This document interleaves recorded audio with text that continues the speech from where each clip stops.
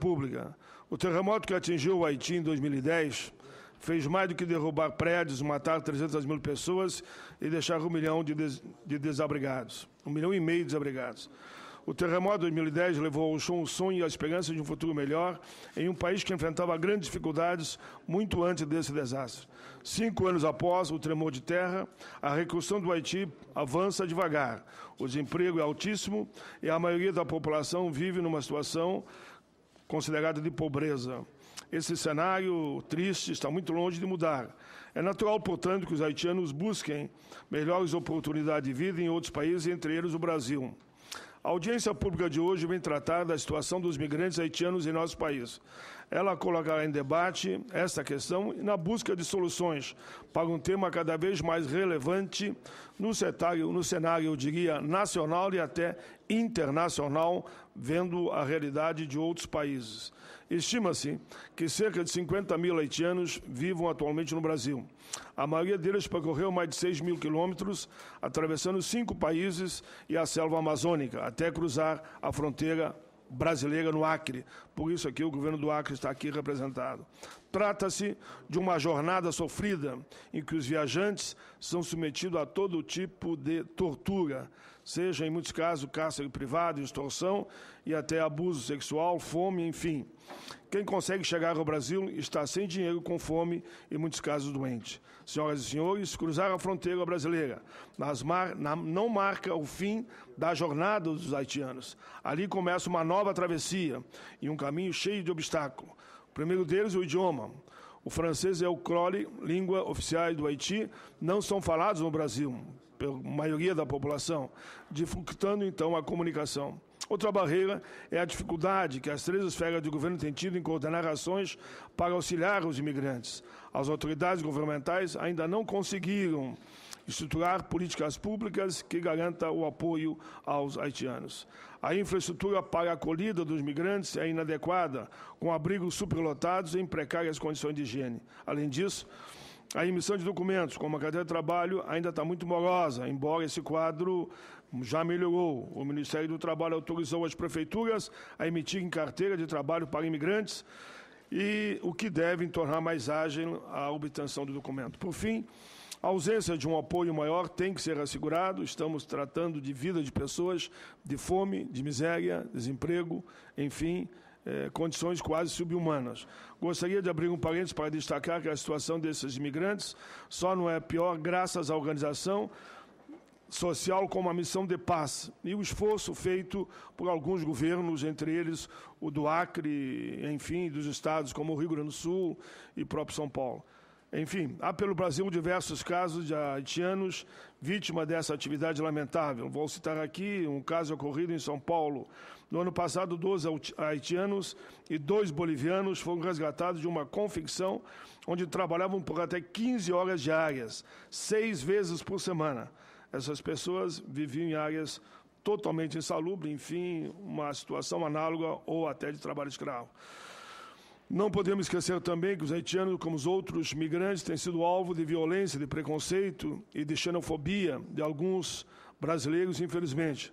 Tal atitude fere a dignidade humana, além de manchar a imagem do Brasil. A maioria esmagadora da nossa população é formada por imigrantes. A maioria esmagadora desta população é formada de imigrantes africanos, asiáticos e europeus. E essa mistura cultural que faz a força desse país, que o torna grande no cenário mundial.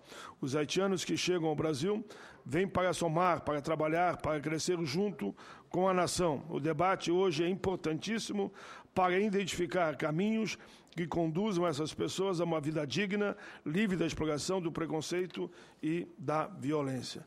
Essa é uma rápida introdução, só para situar a situação dos haitianos do Brasil, mediante as denúncias que chegaram a essa comissão.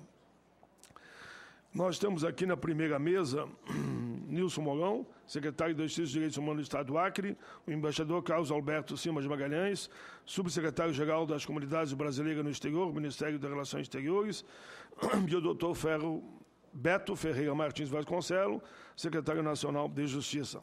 Vamos depois, em seguida, à segunda mesa. Paulo Roberto Martins Maldo, secretário nacional de Promoção da Defesa dos Direitos Humanos, Alix Jorges, Centro de Apoio e Orientação ao Haitiano de Porto Alegre, Luiz Alberto Matos do Santo, coordenador do Conselho Nacional de Imigração, Ministério do Trabalho e Emprego, José Maria de Almeida, membro da Coordenação Nacional do Conlutas, que foi um dos que provocou esse evento, e o responsável pela Pastoral do Imigrante do Estado de São Paulo, Padre Paolo Parisi. Como nós temos só 3 nessa mesa, eu queria convidar também para essa mesma mesa ainda, e daí fica 4 nessa e 4 na outra, seriam 2 mesas, o secretário nacional da Promoção e Defesa dos Direitos Humanos, o Dr. Paulo Roberto Martins Maldós, se encontra. Muito bem. Padre tá. Padre Paulo Parisi. Não sei se ele já está no plenário. Veja bem aqui. Pô, meu amigão, tudo bem? Senador Aníbal, sempre senador nosso aqui. O Padre Paulo não chegou ainda, né? Não. Tudo bem. Aqui eu passaria primeiro a palavra para dar um quadro geral, para depois as entidades falarem e os próprios líderes haitianos, ao embaixador Carlos Alberto Simas Magalhães, subsecretário-geral das Comunidades Brasileiras no Exterior, do Ministério de Relações Exteriores. Em seguida, nós passaríamos a palavra ao secretário nacional de Justiça, e depois ao Nilson Mourão, e o senador fala a hora que acha melhor. Você quer falar na abertura? É um praxe nessa comissão que senadores e deputados escolhem. Então, eu abro, e é bom, senador, abro. Normalmente, ninguém quer falar primeiro. O senador Jorge Viana se dispôs a ele ser o primeiro, então, a abrir a nossa audiência pública. Com a palavra, o senador Jorge Viana. Bem, senhor presidente Paulo Paim, queria cumprimentar todas e todos. Nós estamos, hoje pela manhã, iniciando o nosso período legislativo, o segundo semestre desse ano, e na condição de primeiro vice-presidente do Senado, e me sinto muito honrado de estar aqui iniciando o trabalho desse segundo semestre com essa agenda, com essa pauta e com esse tema, e nessa comissão. Queria cumprimentar a todos, como foi dito aqui, o Zé Maria também de Almeida, um dos que teve a iniciativa, mas todas as entidades que tiveram a iniciativa de propor essa audiência. Eu sou autor de outras audiências, de requerimentos para outras audiências que já ocorreram aqui no Senado, também ainda de outras que ocorrerão vinculadas a esse tema.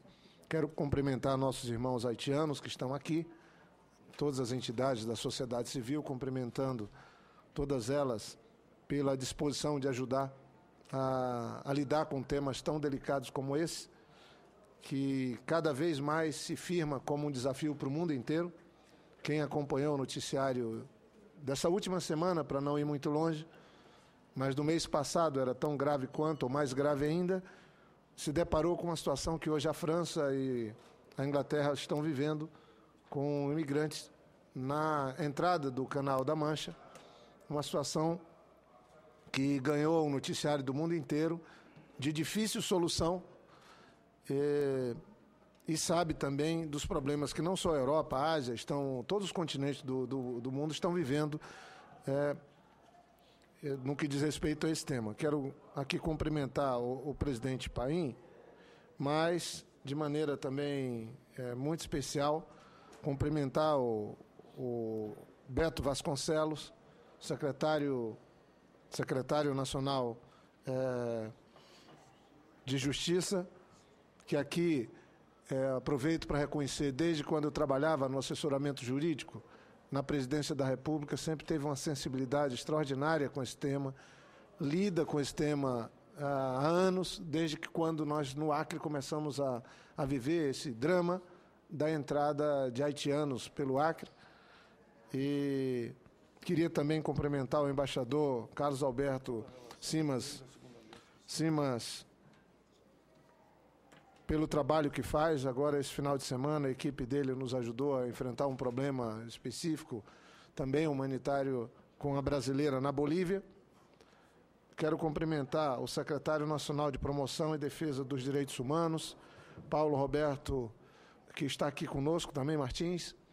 E deixei por último o secretário de Direitos Humanos do Acre, Nilson Mourão, ex-deputado estadual, federal, uma pessoa que tem uma vida dedicada também às causas humanitárias e é meu primeiro suplente aqui no Senado e tem trabalhado com essa questão no Acre. Ainda bem que temos uma figura como Nilson Mourão à frente desse desafio para o nosso Estado.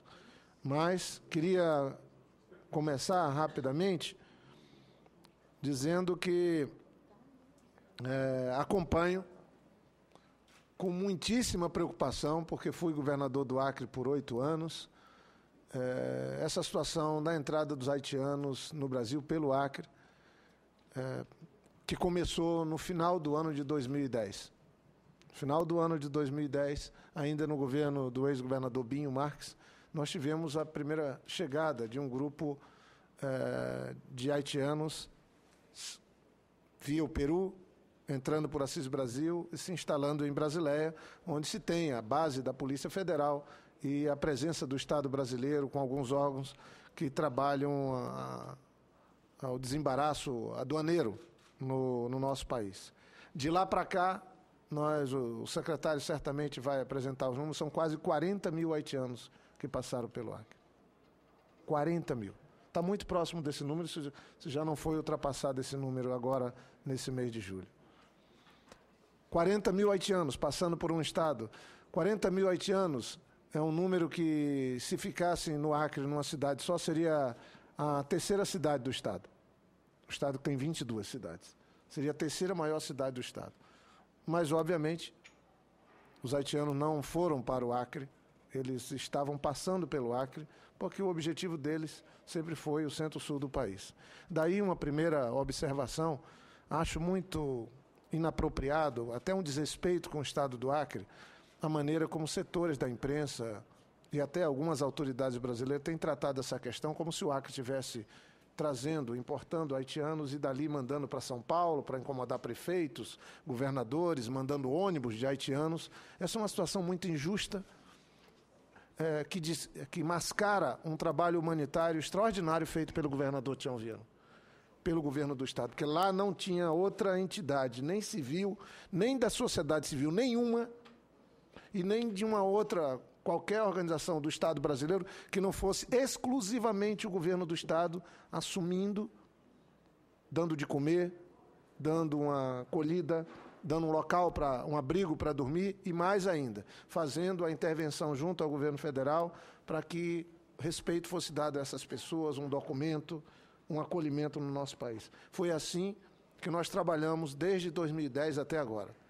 E, lamentavelmente, parece que as versões que vão ficar, por isso que eu estou falando aqui, certamente estamos ao vivo no Senado, a versão que vai ficar dessa história é que os salvadores da pátria apareceram e vai ser diminuído o papel, talvez pelo Estado do Acre, um Estado pequeno, um Estado que está lá na parte mais ocidental da Amazônia, e não vai se fazer o registro adequado do trabalho do governador Tião Viana, do trabalho da equipe da Secretaria de Direitos Humanos.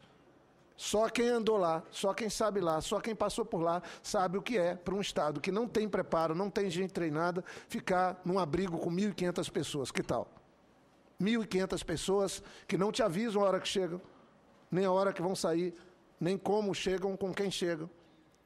Não importa se é sábado, sexta-feira à noite, domingo, feriados, e chegam lá e precisam comer, precisam dormir, precisam de algum cuidado. Até hoje, nós não tivemos nenhum conflito de maior proporção. Recentemente, pessoas que se dizem ligados à imprensa, mas a gente até questiona, mas eu não estou para isso, tentaram forjar, foram várias tentativas de forjar políticos, fazendo mau uso, forjar situações que pudessem expor o Estado do Acre.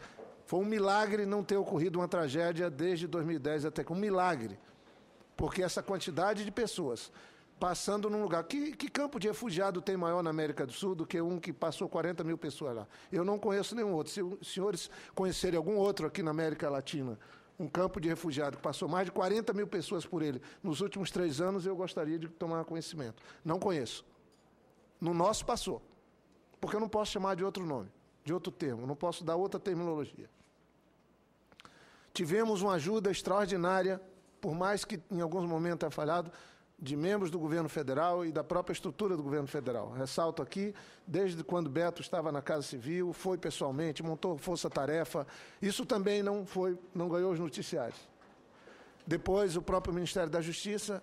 E o certo é que, por puro milagre, nós não tivemos uma tragédia maior do que esse flagelo humano, de 40 mil pessoas chegarem, exploradas por um coiote, que isso também deveria ser o centro dessa discussão, explorada por negócios, por comerciantes, por traficantes de pessoas, que pegam essas pessoas, às vezes, na fila da embaixada no Haiti, oferecem facilidades, e tudo o que nós criamos de facilidades pelo Estado brasileiro, o governo brasileiro, é bom que se diga, chegam no Acre, em 3 dias, 4 dias, estavam com carteira de trabalho e com um visto para a entrada no país.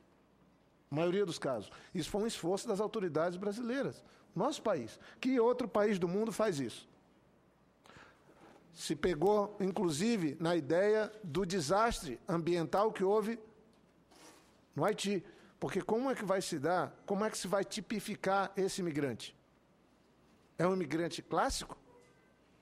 É um imigrante que está pedindo refúgio? Não. Aí, se o Brasil, com essa generosidade, que às vezes eu lamento a gente está perdendo, e substituindo a generosidade por intolerância, o Brasil generoso, que me orgulha, pegou e falou, não, vamos levar em conta que o terremoto vivido criou um desastre natural, desarranjou o país. Com base nesse terremoto, nós vamos dar, sim, o direito provisório de entrada dessas pessoas no Brasil. Esse foi um dos arranjos que foi feito, senador Paulo Paim, para se poder dar um documento para aqueles que chegaram sem avisar, que saíram de lá, foram para o Panamá, do Panamá para o Equador, do Equador pelo Peru, por rodovia até chegar no Acre. Essa é a rota. Quanto custa isso? $2.000, $3.000? É pago? É pago. É fruto de uma exploração. Chega, paga para poder chegar. E depois que chega, aí tudo passa a ser de graça.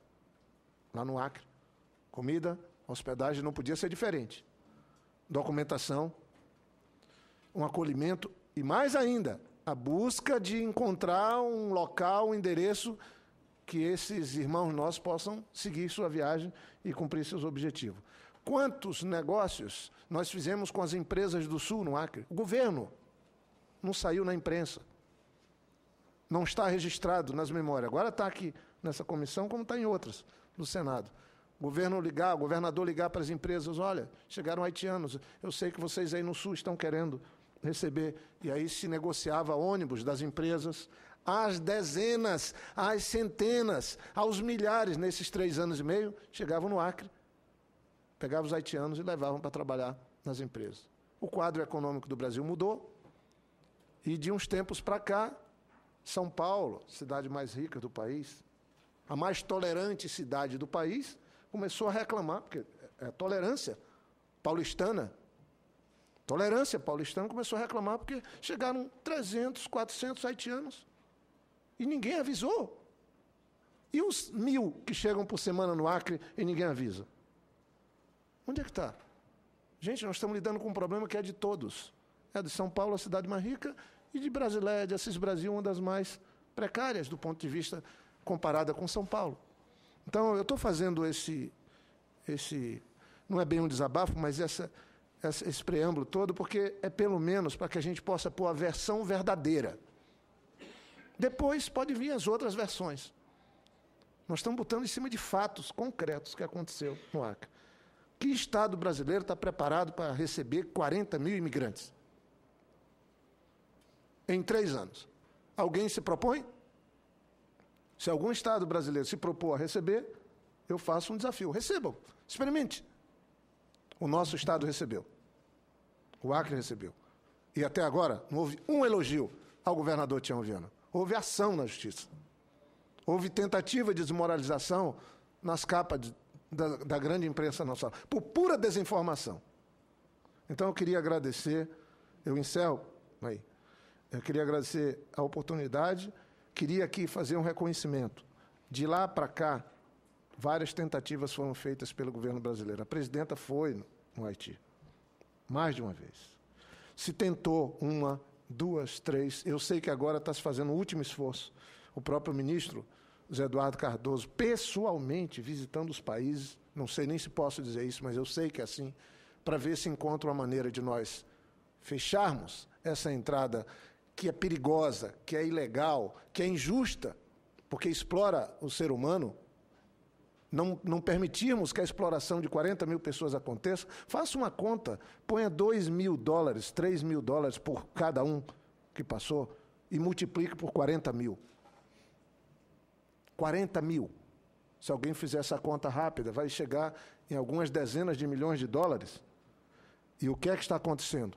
O governo brasileiro agora resolveu, a presidenta Dilma, e eu certamente aqui na audiência não vamos ter esse conhecimento, criar uma política difícil até, mudando a composição da embaixada nossa no Haiti para que se possa ter uma agilidade de emissão de vistos, que possa pôr fim a esse tráfico humano, pôr fim a essa manipulação que começa lá fora, nas filas da nossa embaixada em Porto Príncipe, e não dentro da embaixada, é bom que se diga, como alguns tentam colocar, do lado de fora, e a gente possa ter uma saída, que os nossos irmãos haitianos, que os outros países possam fazer igual ao Brasil, receber haitianos, receber aqueles que precisam, mas pela porta da frente. Não que o Acre seja a porta dos fundos.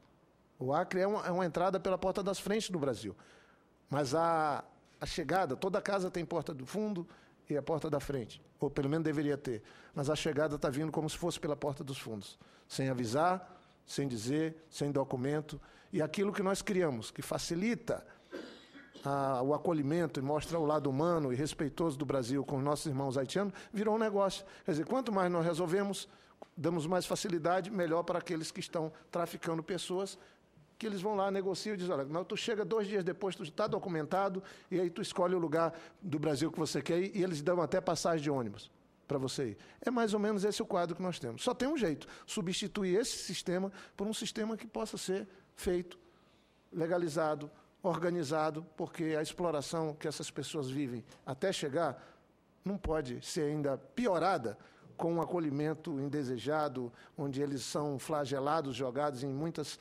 periferias de cidades e algumas praças de cidades do Brasil, como a gente vê acontecendo. Quando chegam no Acre, pelo menos tem um endereço, um local para comer. Mas quando chegam em São Paulo e quando chegam nos outros lugares, tem o mesmo endereço? Todos são acolhidos bem? Então, era isso, presidente Paim. Eu, mais uma vez, agradeço a todos que se envolveram até aqui. Com maior ou menor solução que nós temos encontrado, mas tem muita gente que merece respeito pelo envolvimento pessoal, funcional que tiveram, as instituições todas que se envolveram, da sociedade civil e especialmente também do governo federal, que passa no Itamaraty, no Palácio, no Ministério da Justiça, os conselhos que lidam com os direitos humanos, e especialmente, sem falsa modéstia, eu queria cumprimentar, já que não sou governador, não estava no governo, sou apenas um observador e um colaborador, toda a equipe do governador Tião Viana pelo trabalho que fizeram, e faço isso na pessoa do secretário Nilson